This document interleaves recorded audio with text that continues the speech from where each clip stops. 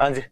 तो last class में हम पढ़ रहे थे उत्तरकालीन मुगल बादशाह या लेटर मुगल अम्परर, जो हमने बहादुर शाह प्रथम से शुरू किए थे। तो जाजऊ के युद्ध में अपने भाई आजम को मारकर राजा बन जाता है, गुरु गोविंद सिंह और अजीत सिंह के साथ में समझौते करता है, और उसी के बारे में कहा जाता है कि वो अंतिम मुगल बादशाह जिसके बारे में दो चार ढंग की बातें कही जा सकती है। उसके बाद वाले तो बहुत ज्यादा ही बेलखने हो गए थे, पर वह भी 63 साल की उम्र में, अधिकतम उम्र में राजा बना था।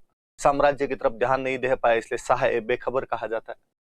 जहांदार शाह जुल्फिकार खान की सहायता से प्रधानमंत्री बना, इसलिए उसे अपना बादशाह बना, इसलिए उसे अपना प्रधानमंत्री बनाया। निकम्मा बंदा था, लाल कुंवर नामक नर्तकी उसके कार्यों में हस्तक्षेप किया करती थी, उसे उसने पूरे अधिकार दे रखे थे। लंपट मूर्ख कहा जाता है। काफी खान अपनी पुस्तक मुंतखब उल लुआब में लिखता है कि जो नया रूलिंग पीरियड था वो डांसर्स और सिंगर्स के लिए ज्यादा अच्छा था। फर्रुखसियार सैयद बंधुओं की मदद से बनता है अब्दुल्ला खान और हुसैन अली खान। अब्दुल्ला खान को वजीर और हुसैन अली खान को अपना मीर बख्शी नियुक्त करता है। फर्रुखसियर ने आपके मराठों और अंग्रेजों के साथ में समझौते किए थे। उसे घृणित कायर के नाम से जाना जाता। उसने सिख नेता बंदा बहादुर की बहुत ब्रूटली हत्या करवाई थी। कालांतर में सैयद बंधुओं के द्वारा ही उसे मार दिया गया। रफीउद्दर्जात नया मुगल बादशाह बना, जो सबसे कम शासनकाल का मुगल बादशाह है। फरवरी 1719 टू लेके जून 1719 तक टिब्बी की वजह से उसकी मृत्यु हो गई। तो उसके बड़े भाई रफीउद्दौला को सैयद बंधुओं द्वारा मुगल बादशाह बना दिया गया, जो शाहजहां द्वितीय की उपाधि के साथ सिंहासन पर बैठा, लेकिन 35 की वजह से 6 महीनों में उसकी मृत्यु हो गई। सैयद बंधुओं द्वारा एक बार फिर एक नए मुगल बादशाह बनाया गया, मोहम्मद शाह रंगीला। सैयद बंधु भारतीय इतिहास के किंग मेकर है, जिन्होंने 4 मुगल बादशाह बनाए थे, लेकिन अब मोहम्मद शाह रंगीला उनको तुर्रानी अमीरों की सहायता से मरवा देता है।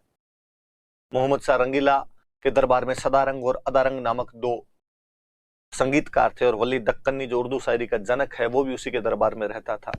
1739 में करनाल के युद्ध में ईरान का बादशाह नादिर शाह मुगल सेना को बुरी तरीके से हराता है और भारत से तख्ते ताउस और कोहिनूर हीरा लेकर चला जाता है।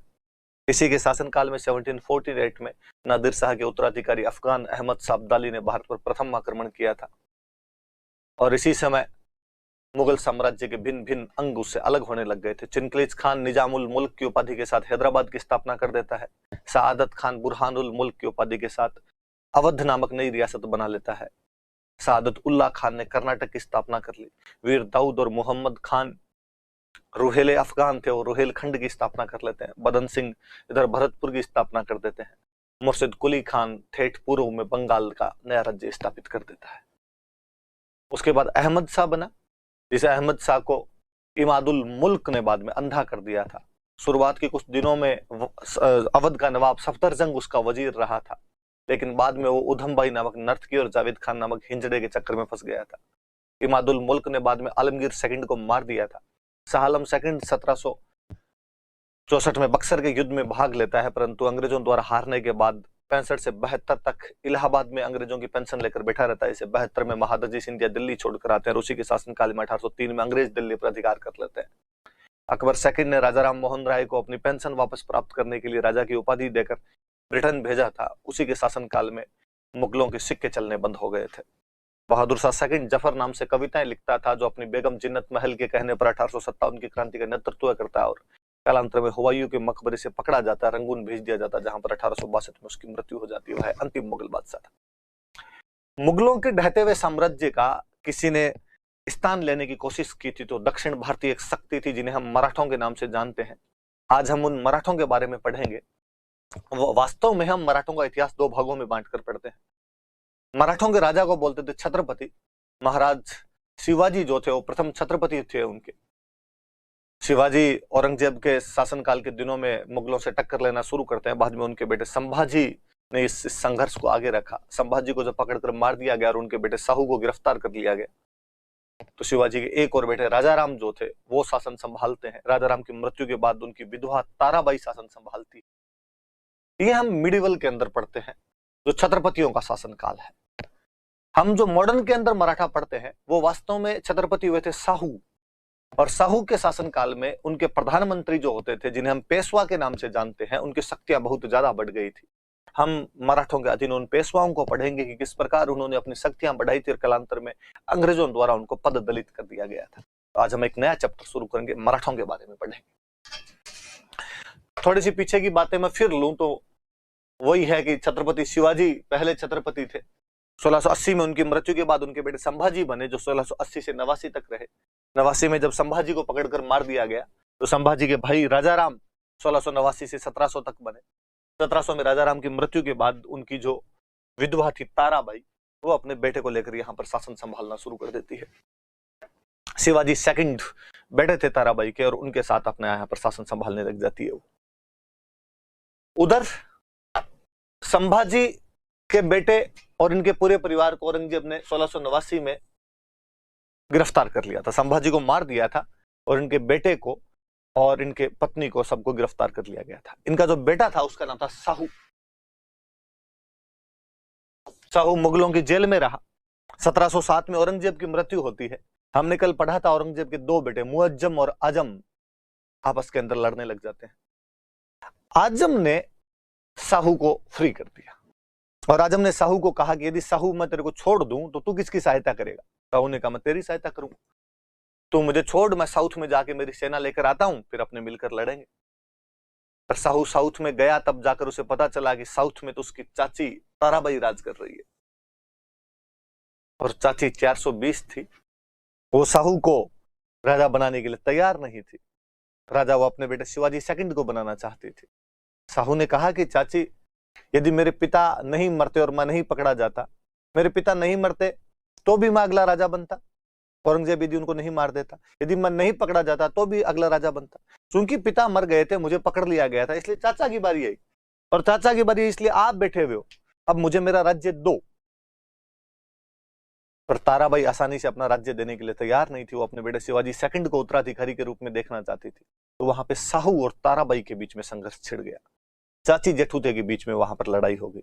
इतने में मुगलों वाला उत्तराधिकार संघर्ष अपने आप चल ही रहा था। मुअज्जम आजम को मारकर दिल्ली का मुगल बादशाह बहादुर शाह प्रथम के नाम से बन ही जाता है। तो साहू इधर तो भाग ले ही नहीं पाया। और हमने पढ़ा है कि औरंगजेब की मृत्यु के बाद मुगल शहजादे आजम ने संभाजी के बेटे साहू को रिहा कर दिया था। ये बात मैंने बता दी आपको। ये नॉर्मली मिडिवल पढ़ोगे तो नरेंद्र सर वहां पर और बता देंगे इनके बारे में। अब साहू और ताराबाई के जब हित आपस में टकराने लगे, उनके इंटरेस्ट में जब कॉन्फ्लिक्ट होने लगा, तो उन दोनों के बीच में एक युद्ध हुआ, खेड़ा का युद्ध, बैटल ऑफ खेड़ा।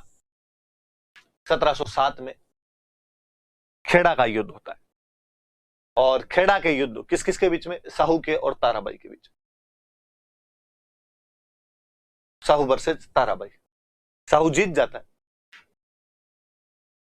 छत्रपति बनता है। छत्रपतियों की राजधानी थी सतारा। तो सतारा पर तो किसका कब्जा हो गया?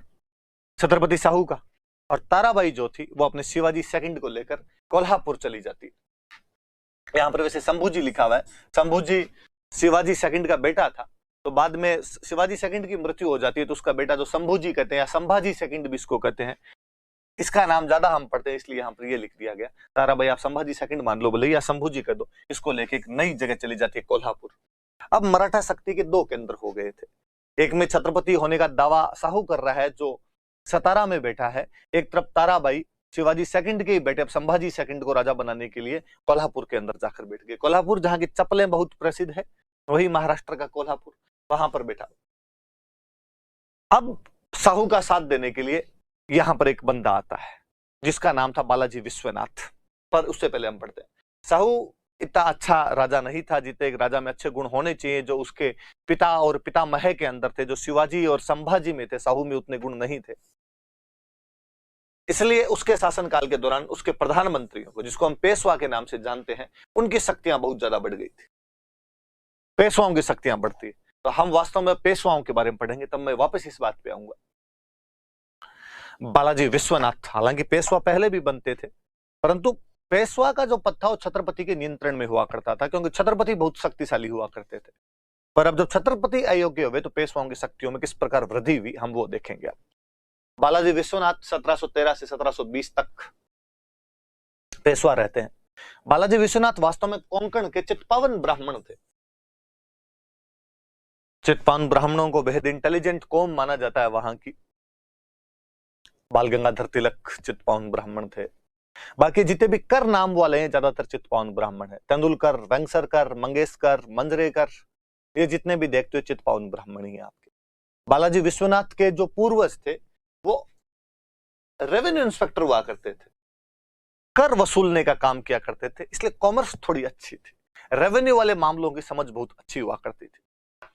जब साहू और ताराबाई के बीच में लड़ाई चल रही थी तो आधे मराठे ताराबाई की तरफ, आधे मराठे साहू की तरफ। बालाजी विश्वनाथ ने उस समय साहू का साथ दिया था। खेड़ा के युद्ध में इन्होंने साहू का साथ दिया, और साहू का साथ ही नहीं दिया था, न केवल खेड़ा का जितवाया था बल्कि इन्होंने ताराबाई के गुट में फूट डाल दी थी। कान्होजी आंगड़े जो कि ताराबाई की तरफ एक प्रमुख सेनापति हुआ करते थे, उनको तोड़ के ये इधर साहू की तरफ लेके आ गया था, इसलिए साहू को बहुत अच्छा लगा। धन्नाजी जाधव जो उस तरफ हुआ करते थे उनको इधर तोड़ के लेके आ जाता है, साहू को अच्छा लगा और साहू ने इनको एक नई पोस्ट दी, सेना करते। सेना करते का मतलब होता है सेना को संगठित करने वाला, सेना को यूनाइट करने वाला, सेना को संगठित करने वाला, हु यूनाइटेड आर्मी, जिसको सेना करते बोलते थे। तो साहू इनको क्या बना देता है, तो साहू इनको सेना करते बना देता है। साहू ने सेना करते बना दिया इनको, अपना एक नई पोस्ट दे दी 1708 में। उस युद्ध 1707 में बैटल ऑफ खेड़ा है, उसके बाद में इनको साहू ने बालाजी विश्वनाथ को क्या बना दिया, अपना सेना करते। सेनापति तो वह है जो युद्ध के मैदान में जाता है, पर पीछे सेना को हथियार कौन ला के देगा, सेना के खाने पीने का ध्यान कौन रखेगा, इसके लिए एक पोस्ट होती थी, उसको सेना करते बोलते थे, सेना करते बना दिया गया। रक्षा मंत्री टाइप की एक पोस्ट थी उनकी, रक्षा मंत्री तो नहीं, थोड़ा आर्मी का ध्यान रखता था वैसे, पर सेना करते एक पोस्ट हुआ करती थी, याद रख लेना। आगे बढ़ते हैं, देखो अब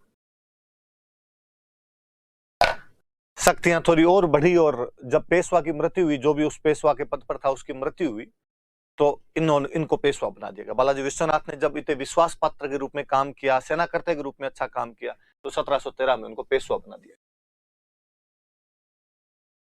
अब बालाजी विश्वनाथ अपनी शक्तियों के वर्चस्व पर थे, साहू में इतने लक्षण थे नहीं, इसलिए चलती किसकी थी, बालाजी विश्वनाथ की। पर साहू इस समय साउथ इंडिया के अंदर अपने साम्राज्य का विस्तार करने में लगे हुए थे। मुगल साम्राज्य ढह रहा था, मुगलों की इतनी औकात नहीं थी कि साउथ के अंदर कर सके कुछ भी। फर्रुखशियर मुगल बादशाह हुआ करता था। मैंने बताया था आपको कि फर्रुखशियर ने मराठों तथा अंग्रेजों के साथ में समझौते किए थे। अंग्रेजों वाला समझौता मैंने आपको पढ़ा दिया था, जब जॉन शर्मन, विलियम हैमिल्टन और ख्वाजा सेहूड के साथ जाकर फर्रुखशियर के साथ में समझौता करता है। अब मराठों के साथ क्या समझौता हुआ था हम पढ़ेंगे। फर्रुखशियर ने साउथ में पोस्टिंग कर रखी थी हुसैन अली खान की। हुसैन अली खान जो कि सैयद बंधुओं में छोटा भाई है, उसके साउथ में पोस्टिंग थी। उधर हुसैन अली खान को ऐसे समाचार मिल रहे थे कि फर्रुखशियर आजकल अपने से नाराज चल रहा है और वहां पर अपने भाई अब्दुल्ला खान को मरवाने के ढूंढ रहा है, तरीके ढूंढ रहा है। इसलिए हुसैन अली खान भी ये चाहता था कि जल्दी से जल्दी दिल्ली जाए, पर यदि हुसैन अली खान दिल्ली जाता है तो साउथ किसके भरोसे छोड़ के जाए, मराठे पूरा लूट लेंगे साउथ को। इसलिए वो मराठों के साथ में एक समझौता करना चाहता है। तो वास्तव में समझौता तो मुगल बादशाह फर्रुखशियर है, इधर छत्रपति साहू है, उनके बीच में हो रहा है।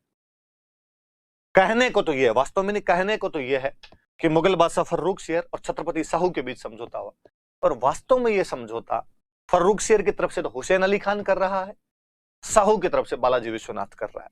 दोनों राजाओं में लक्षण नहीं है, इसलिए उनके जो भी मंत्री है वो ज्यादा पावरफुल है। 1719 में वो दोनों आपस के अंदर एक समझौता कर रहे हैं, इधर फर्रुखशियर और यहां पर आपका छत्रपति साहू। फर्रुखशियर की तरफ से ये बात कर रहा है हुसैन अली खान, छत्रपति साहू की तरफ से ये बात कर रहे हैं बालाजी विश्वनाथ। क्या समझौता था, हम समझौता पढ़े। अब मराठे पावर में, हुसैन अली खान को दिल्ली जाना है, दक्षिण में मराठों को अपना दोस्त बनाना है,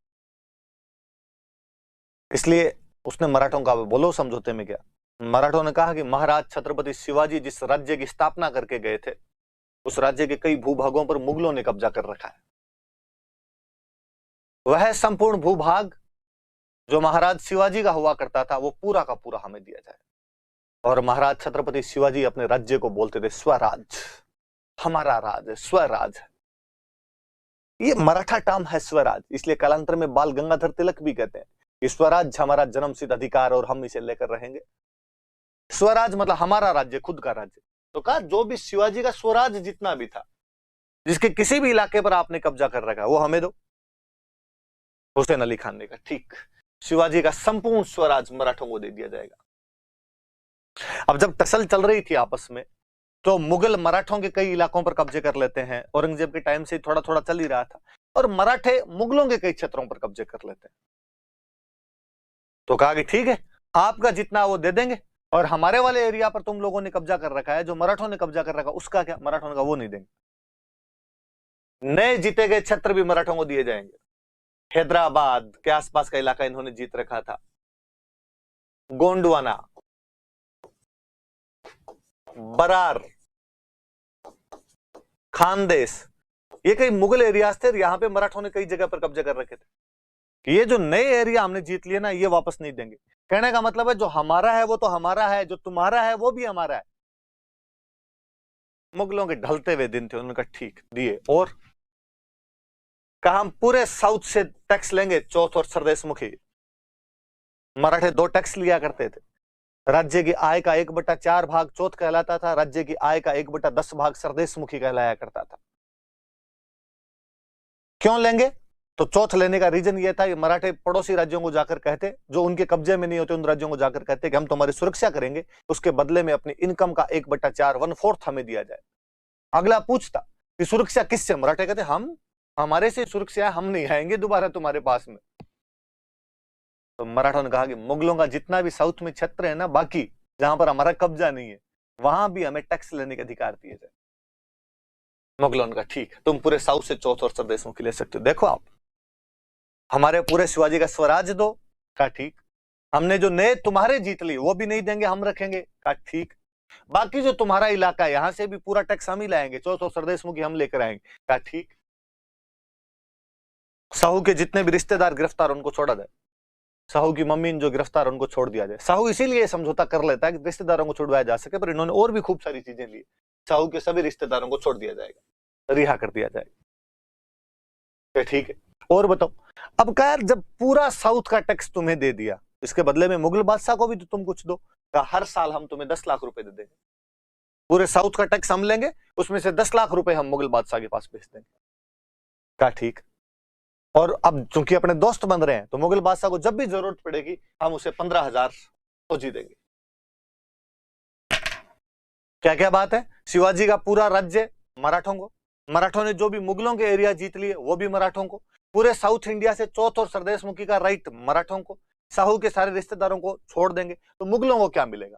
तो मुगलों को हर साल 10 लाख रुपए मिल जाएंगे, और जब भी मुगल साम्राज्य को जरूरत पड़ेगी हम 15,000 फौजी देंगे।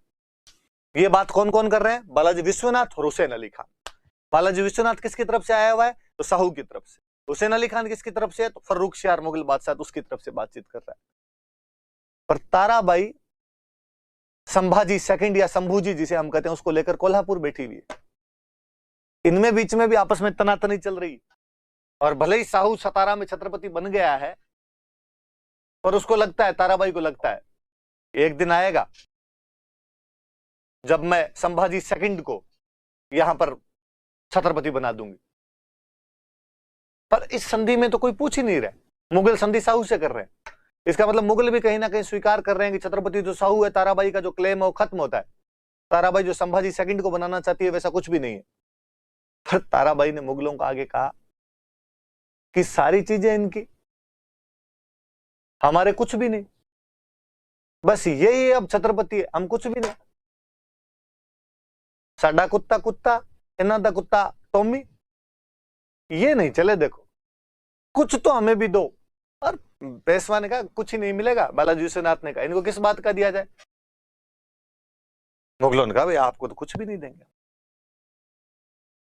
ताराबाई ने कहा और छोड़ो, ये मराठे आके हमारे तो इसको, मेरे पोते को डराते हैं आके, संभाजी सेकंड इसको आगे डरा के जाते हैं, इनको ये तो कदो कि डराए नहीं, तंग नहीं करे हमें।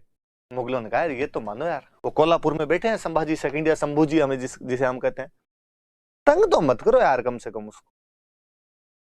उनका ठीक है। मराठे कोल्हापुर जाकर शंभूजी को परेशान नहीं करे। शंभूजी भी कहते हैं, संभाजी सेकंड भी कहते हैं, भाई दोनों नाम ही इसको जाकर हम परेशान नहीं करें।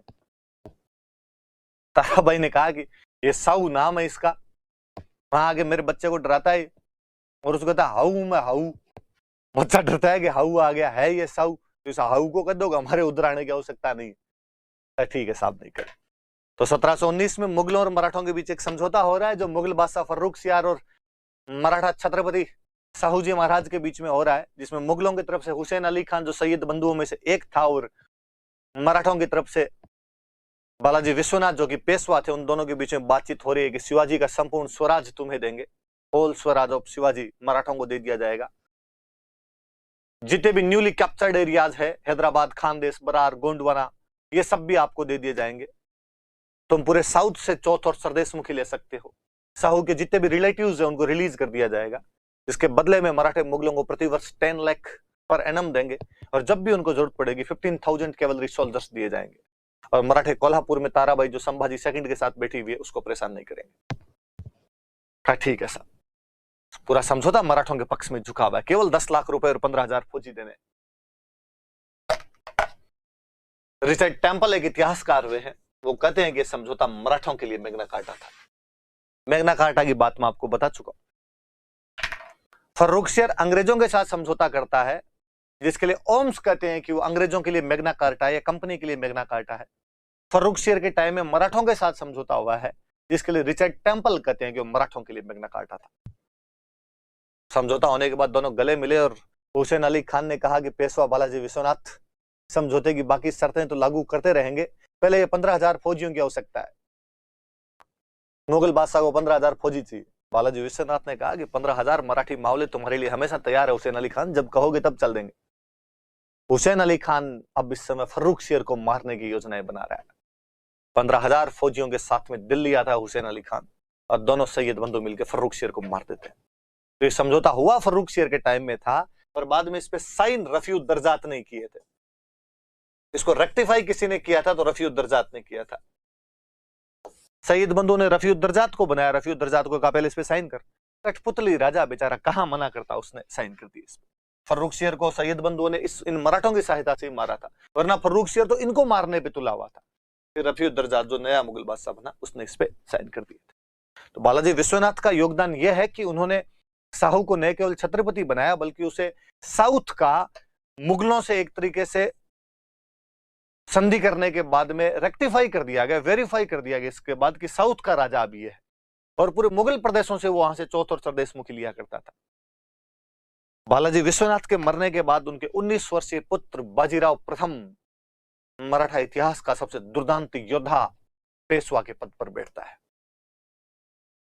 अब साहू के समय में ही बालाजी विश्वनाथ इतने हिट हो गए थे पेशवा के पद पर, इस स्वभावतः यह मान लिया गया कि बालाजी विश्वनाथ का बेटा होगा वो अगला पेशवा बन जाएगा। हालांकि रूल ये होता था कि छत्रपति जिसको चाहेंगे उसको पेशवा बनाएंगे, पर अब पहले से स्पष्ट ही था कि यार बालाजी विश्वनाथ के परिवार का कोई बंदा बनेगा, और उसका बेटा योग्य था तो बना। बाजीराव प्रथम 1720 से 1740, जिसे हम लड़ाकू पेशवा या सैनिक पेशवा के नाम से जानते हैं, fighting Peshwa, soldier Peshwa, warrior Peshwa, आपको जो करना वो कहो। हम कहें कि महाराज छत्रपति शिवाजी मराठा साम्राज्य के संस्थापक थे, लेकिन इस साम्राज्य को दोबारा किसी ने अपनी ऊंचाइयों पर पहुंचाया था तो बाजीराव प्रथम थे। हम कहते हैं मराठा साम्राज्य के दूसरे संस्थापक थे, second founder of Maratha empire.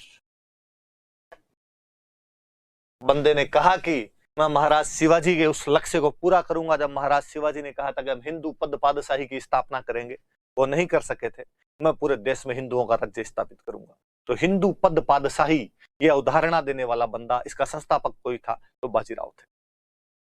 हिंदुओं का राज्य होगा तो उसमें गाय नहीं काटी जाएगी, उसमें ब्राह्मणों का सम्मान होगा। पेशवा खुद ब्राह्मण थे, जिनका मैं गो ब्राह्मण रक्षक हूं, गायों की और ब्राह्मणों की रक्षा करूंगा। गो ब्राह्मण रक्षक, 4 उपाधियां याद रखना है। लड़ाकू पेशवा या सैनिक पेशवा, मराठा साम्राज्य का दूसरा संस्थापक, गो ब्राह्मण रक्षक, और हिंदू पद पादशाही का संस्थापक। महाराज शिवाजी के कदमों पर चला, और महाराज शिवाजी के लड़ने का तरीका था गुरिल्ला, छापामार युद्ध प्रणाली। ठीक वही युद्ध प्रणाली इसने अपनाई, छापामार युद्ध प्रणाली या गुरिल्ला वॉर टैक्टिक जो थी उसका अनुसरण किया साथ में। अब उसके अनुसरण से क्या क्या किया बताते हैं, पढ़ते हैं। बाजीराव घोड़े के ऊपर, क्या शानदार पूना के अंदर लगी हुई उनकी फोटो है, भाला लिए हुए बाजीराव अपने घोड़े पर दौड़ते हुए जा रहे हैं। बंदा 20 साल तक पेशवा रहता है। 20 साल की उम्र में लगभग बने थे, 19-20 साल की उम्र में, और 40 साल की उम्र में मृत्यु हो गई थी। 1720 में बनते हैं और 1740 में मृत्यु हो जाती है। पर इन 20 सालों के दौरान बाजीराव रुका नहीं था, लगातार लड़ा था। उसका जीवन सैनिक कैंप के अंदर ही बीत